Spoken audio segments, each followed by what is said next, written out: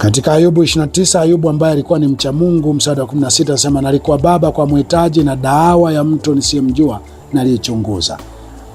Nalikuwa baba kwa mhitaji na kesi ya mtu nisiyemjua naliichunguza. Hii mihuni mnaita mitakatifu, mnaita mihubiri mizuri, hii inachunguza kesi za watu ambao haiwajui, sembuse kesi za waumini wao wanaobambikizwa, wanaoteswa, wanaoonewa.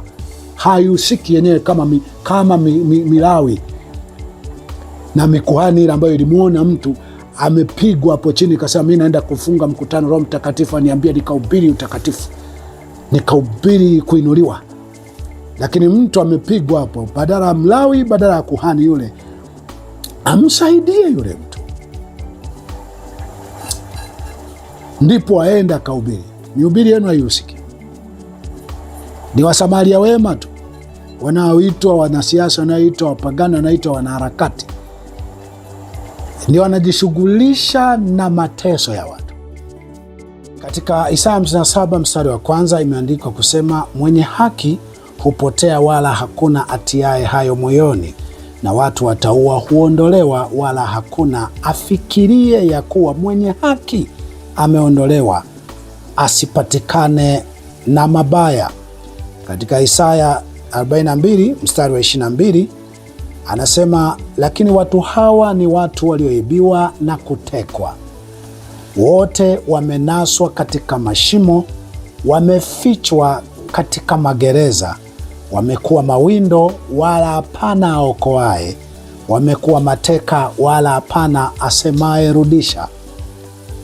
Katika nchi yetu kuna watu wamefichwa kwenye mashimo, kuna watu ni mateka.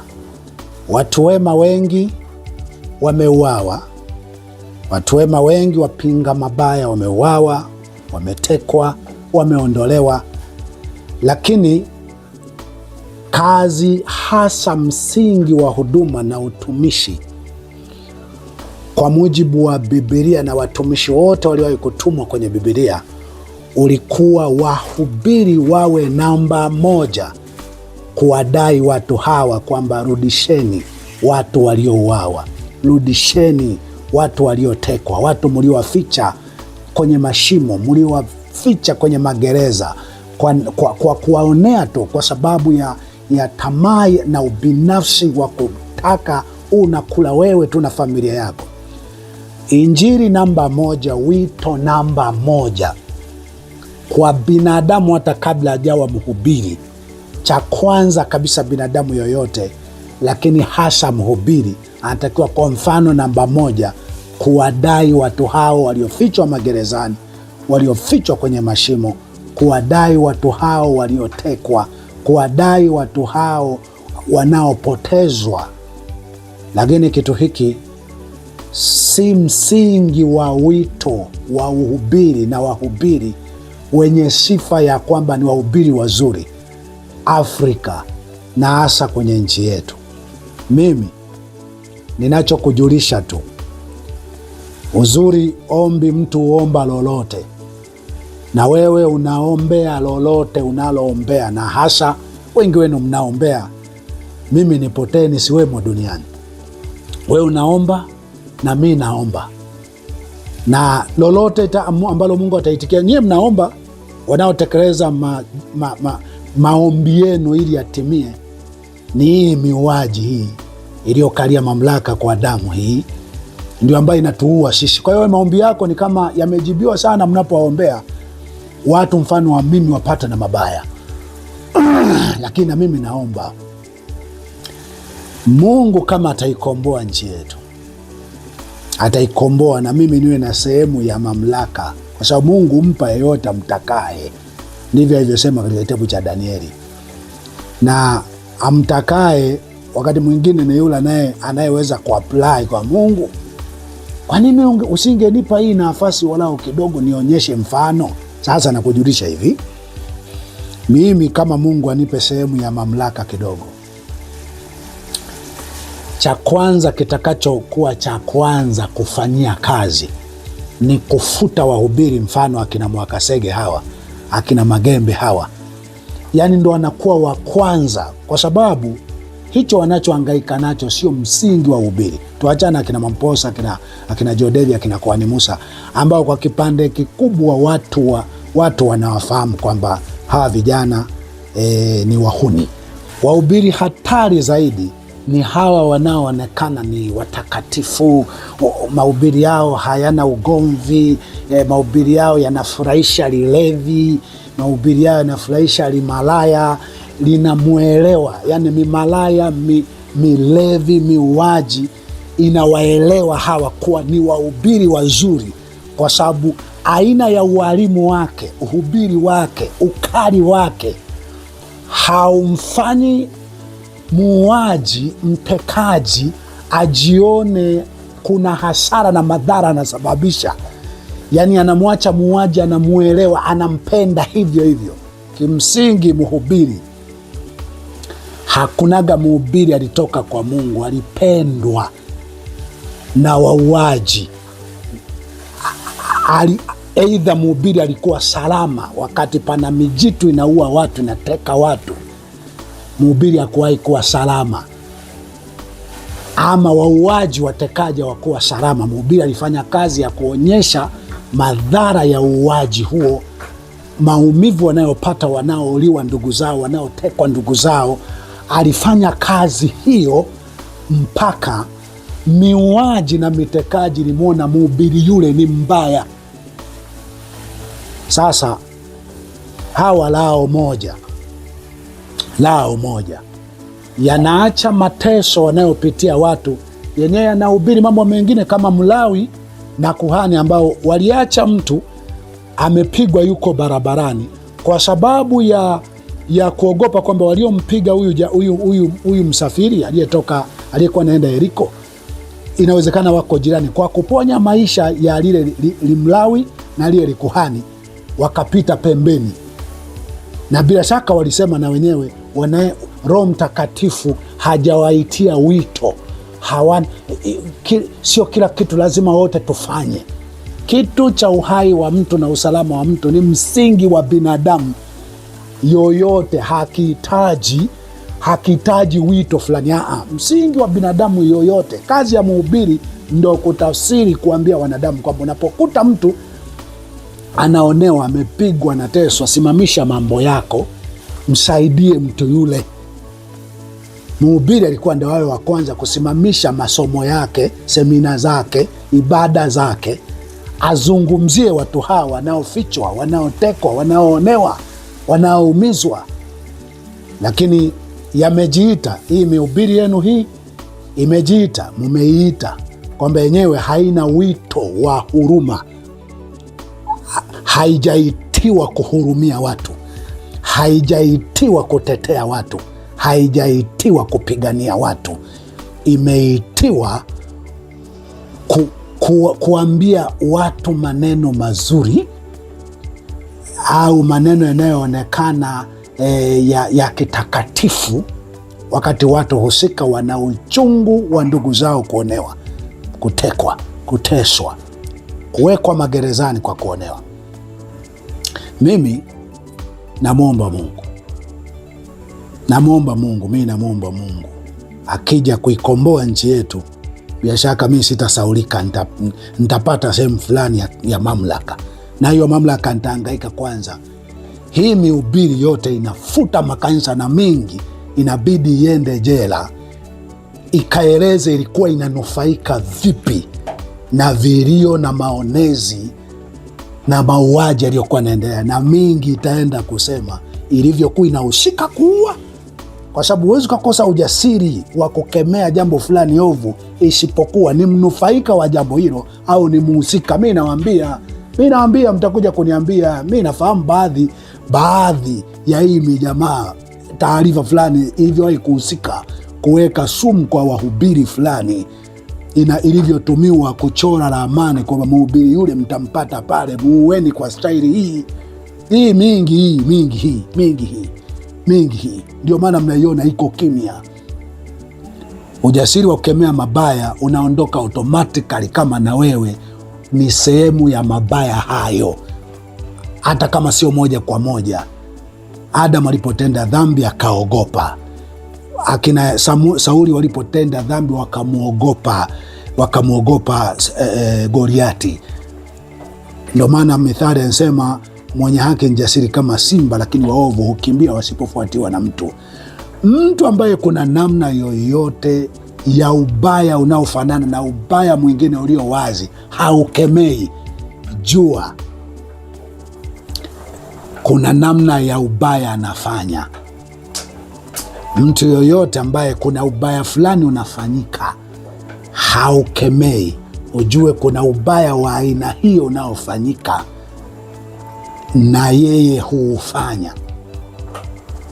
Koja soma maandiko machache hapa niweze kumaliza. Kuwa mhubiri, wahubiri ni jumuiya ya wanamageuzi, wanamapinduzi ambao huja kushinikiza aina ya maisha yenye usawa. Huwashinikiza watu wanaofanya kwa namna moja na nyingine kuwa salama wao au kujinufaisha wao wakati wengine wanaumia, au kwa njia zisizopita kwenye mchakato. Hizo ndo sheria za Mungu, huo ndo utaratibu. Kazisome sheria Mungu alipozitoa kwa mara ya kwanza, zilikuwa zinazungumzia usawa na namna ya mwingine asiumie, mwingine asijifanyie jambo tu analoona yeye atajisikia vizuri, familia yake itajisikia vizuri, lakini kuna watu watalia. Ndio misingi ya sheria. Kuhubiri sheria ni kuhubiri utaratibu unaopaswa kufuatwa na mtu yoyote, hasa yule ambaye wakati huo kuna kitu anaharibu. Lakini hiki kitu si msingi wa wito wa mihubiri, ambayo mimi namwomba Mungu kinipa tu nafasi wakati fulani, mingi itafutwa na sio kufutwa tu makanisa yao. Nabidi tutaanzia kwanza kuiweka jera na kufanya uchunguzi wa ilivyokuwa inanufaika na ubaya uliokuwepo. Katika Matendo ya Mitume sura 16 mstari wa 21 inasema, tena wanatangaza habari ya desturi zisizokuwa halali kwetu kuzipokea wala kuzifuata, kwa kuwa sisi tu Warumi. Kwa kuwa sisi tu Warumi. Wanatangaza desturi ambazo si halali kwetu kuzipokea. Desturi gani? Wameanzia nini hawa? Wamekorofishana nini hawa? Ni kwamba pana mtu anawapatia faida bila kupita kwenye mchakato. Paulo na Sila wamemkemea yule mtu, wameuita huo ni uchawi huo.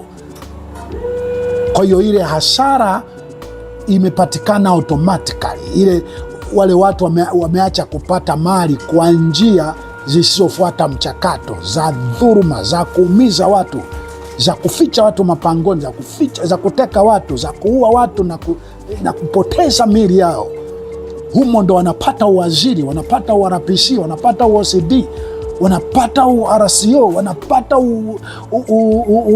RSO, DSO, wanapata ukuu wa wilaya, ukuu wa mikoa, wanapata humo. Na mwisho wa siku wanakula na kutembelea magari ya kifahari na familia zao. Hapo Paulo akakemea hiyo namna, akakemea, akasema hao wanaleta namna nyingine kabisa, wanaleta namna nyingine ambayo hatujaizoea sisi. Wanasema kuna maisha ya watu wote wafuate mchakato, asiwepo anayejinufaisha kuliko wengine. Wakawakamata kwa sababu hiyo, wakawapeleka magerezani kwa sababu hiyo, wakawachapa masokoni kwa sababu wakiwa wamewavua nguo uchi masokoni. Sisi mihubiri yetu hii inahangaika na watu kutekwa, watu kuonewa, na watu kupata uwaziri, uraisi, waziri mkuu kwa njia ya kuua watu wanaolalamikia ndugu zao kutekwa, ndugu zao kuwekwa magerezani hovyo. Hii mihubiri hii, omba maombi unayoomba na mimi naomba nayoomba. Najua ya kwako ni rahisi sana kutimia, kwa sababu wanaotimiza ni hii inatuua watu kama sisi. Mungu wako anakuwa amejibu. Sisi tunasubiri njia ambayo wakati mwingine inaweza isielezeke. Anyakyusa asema akonyaga. Yani najua naongea mambo ambayo inaonekana hayawezekani kabisa kwa sababu ya kinachodhaniwa system, muunganiko wa miuaji ilivyojisuka, kwamba jamani, tukija kuteleza hapa, mnajua adhabu inayotongoja inakuja tu, haikwepeki, inakuja tu. Mungu ni mkubwa kuliko muunganiko wote mlionao. Mungu ni mkubwa kuliko mikakati mlionayo. Zaidi ya yote, kuna wengine miongoni mwenu wameuawa, ndugu wa karibu kati ya hao mlioungana nao, na wana visasi, wana uchungu juu ya ndugu zao. Mungu huinua wabaya kwa ajili ya kuwakomesha wabaya. Niaminini mimi, yaminini maneno haya. Na hapo ndipo mihubiri hii ambayo ina wito tofauti na msingi wa wito itachanganywa na nyie. Katika mstari Matendo 17 mstari wa 6, sema walipokosa wakamkokota Yason na baadhi ya ndugu mbele ya wakubwa wa mji, wakipiga kelele wakisema, watu hawa waliopindua ulimwengu wamefika huko nako, na Yason amewakaribisha, na hawa wote wanatenda mambo yaliyo kinyume cha amri ya Kaisari, wakisema ya kwamba yupo mfalme mwingine aitwaye Yesu. Mfalme ni nini? Ufalme ni nini? Mfalme ni yupo mtu mwingine aliyeleta namna zingine ziwapasazo watu kuishi. Ufalme hautakuwa hivi yanavyoendeshwa mambo. Kwa wahubiri, wahubiri wa kwanza walikuwa na hubiri kumtangaza Yesu kama mfalme aliyekuja na namna za ufalme za uendeshaji mambo. Aliposema ufalme wako uje hapa duniani, ufalme ni namna za mambo kwenda. Manake namna zako zije hapa duniani kama uko mbinguni. Yesu, Kaisari sio mfalme tena. Yesu ndiye mfalme. Namna ambazo Yesu alitaka watu tuishi ndio namna zitakazotakiwa jamii ishi. Yesu aisema usilopenda kutendea usimtendee mwingine. Amri kuu mbili na wapeni, mpende jirani yako kama nafsi yako. Mpende Bwana Mungu wako kwa moyo wako wote, kwa nguvu zako zote na akili yako yote. Kumpenda Bwana Mungu nini? Tenda mema kwa muda wako wote, kwa nguvu zako zote, kwa akili yako yote, kwa uwezo wako wote. Mungu ni mema. Huo ndio ufalme mpya. Na ya pili ni hii, mpende jirani yako kama nafsi yako. Mtendee jirani yako kama ambavyo ungependa itendewe nafsi yako. Huyo mfalme kaja na sheria hizo mbili na amri hizo mbili. Sheria na taratibu zote za Kaisari ni batili kutokea hapa. Huo ndio uhubiri. Kama kuna mfalme, kuna rais, kuna waziri, kuna RPC, kuna mamlaka, inasimamia mambo kwa namna ambavyo Kaisari Yesu alileta.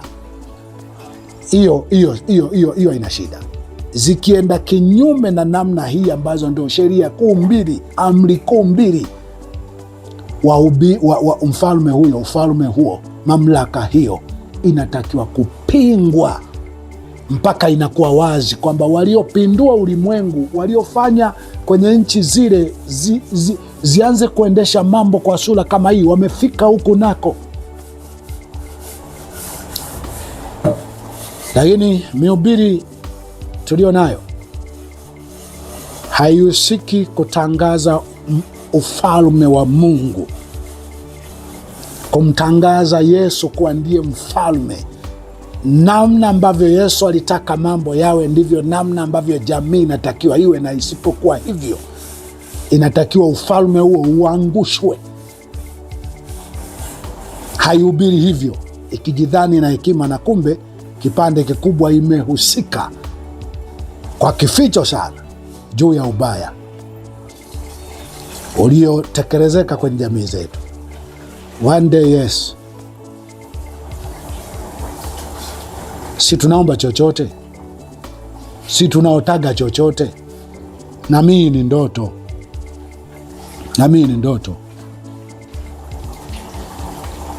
katika mstari wa ngapi? Nirudi Nirudi nimalize soma maandiko mawili matatu hapa nimalize. Katika Isaya 1 mstari wa 17, nasomea sana, narudia tena. Jifunzeni kutenda mema, takeni hukumu na haki, wasaidieni walioonewa, mpatieni yatima haki yake, mteteni mjane. Nadhani haya ni mtu yoyote, ni msingi wa kwanza wa mtu yoyote ambacho mhubiri alikuwa ni awe wa kwanza kuwatetea wanaoonewa, kuwasaidia wanaoonewa, kumtetea mjane. Ilikuwa ni jambo la kwanza kabisa kuwapatia haki wanaostahili haki. Lakini hilo jambo hayushiki, hayana wito huo, hayana wito huo.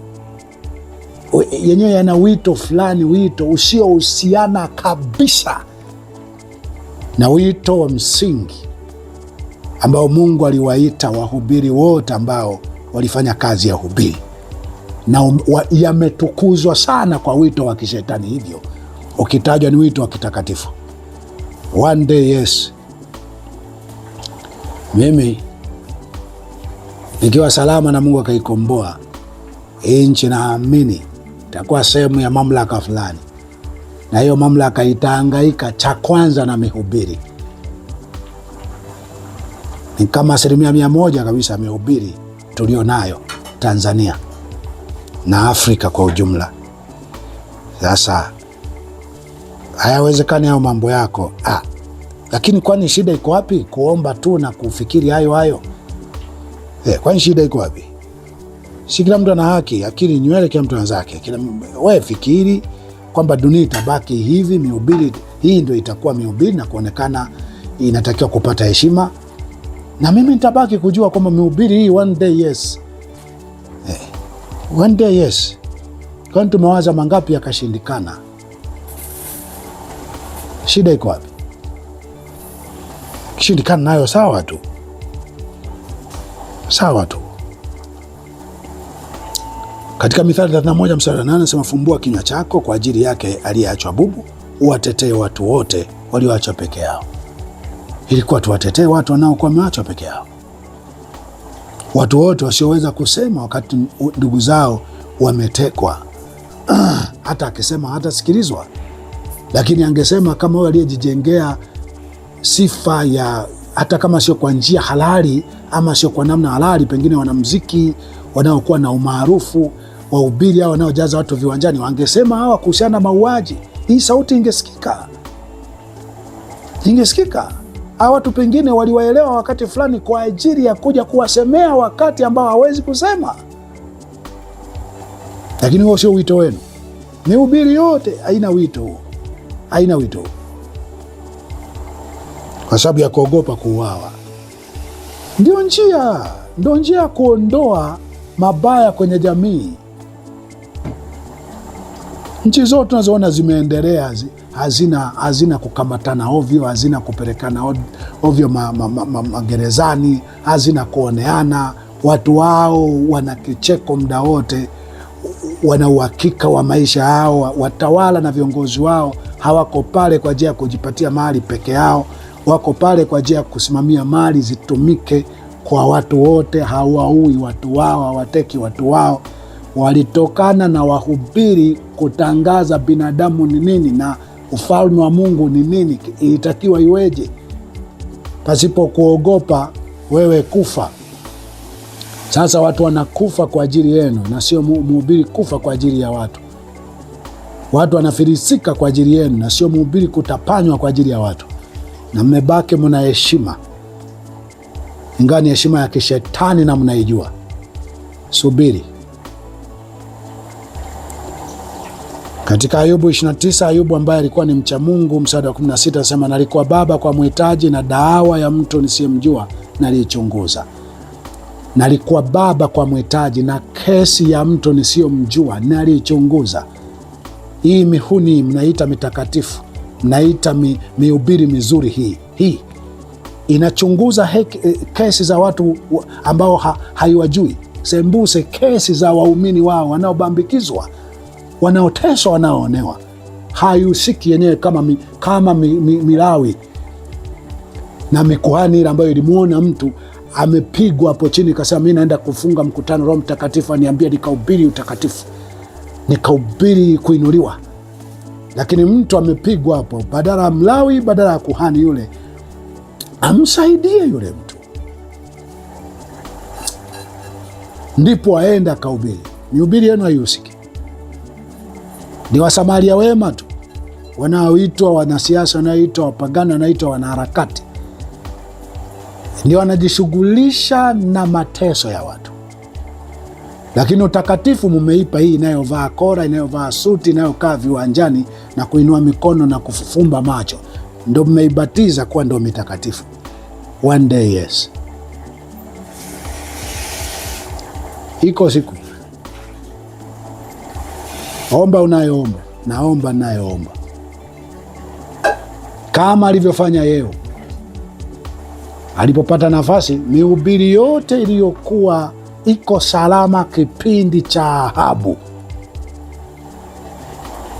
kwa sababu ilikuwa karibu kila ambalo Ahabu anataka ahubiriwe, atabiriwe, ilimtabiria vile vile. Haikutaka kumkwaza Ahabu wakati Ahabu anaua watu wa Mungu.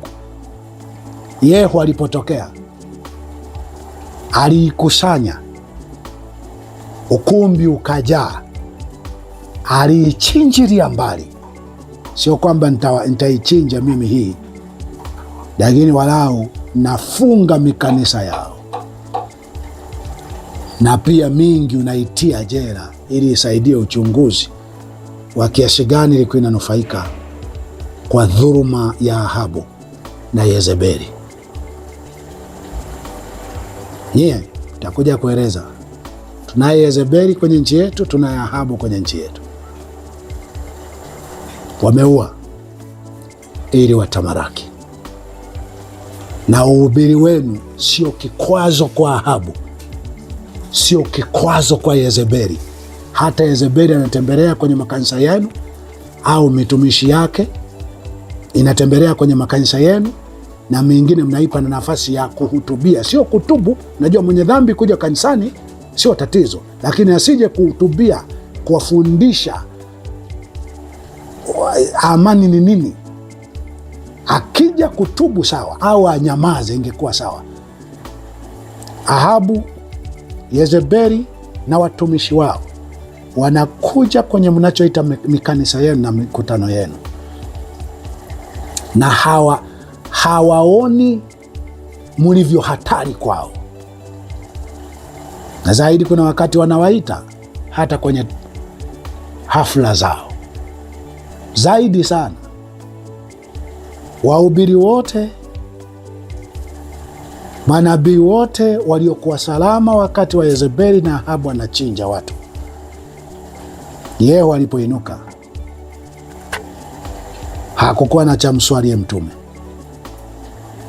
Mihubiri yote ambao muko salama kipindi cha Ahabu na Yezebeli, wanaoua watu kwenye nchi yetu na wasaidizi wao, one day, yes, mimi nikiwa hai, Mungu akaikomboa nchi, nikawa na sehemu ya mamlaka, tutatafutana chocho kwa chocho, chumba kwa chumba. Leo hii sisi tumekuwa mafichoni kwa sababu ya haki, mtakuja kuwa mafichoni kwa sababu mulishiriki na mulikuwa salama wakati wa mwagikaji wa damu na maonezi ya kiwango hiki. Acha niseme kama mwenda wazimu, acha niseme kama niliyechanganyikiwa, acha niseme kama yasiyowezekana, lakini acha niseme kwa sababu hata mengi yanayosemwa na wasiochanganyikiwa, nayo mengi hayajawezekana na hayatawezekana. Hongera na asante kwa kunisikiliza. Amen.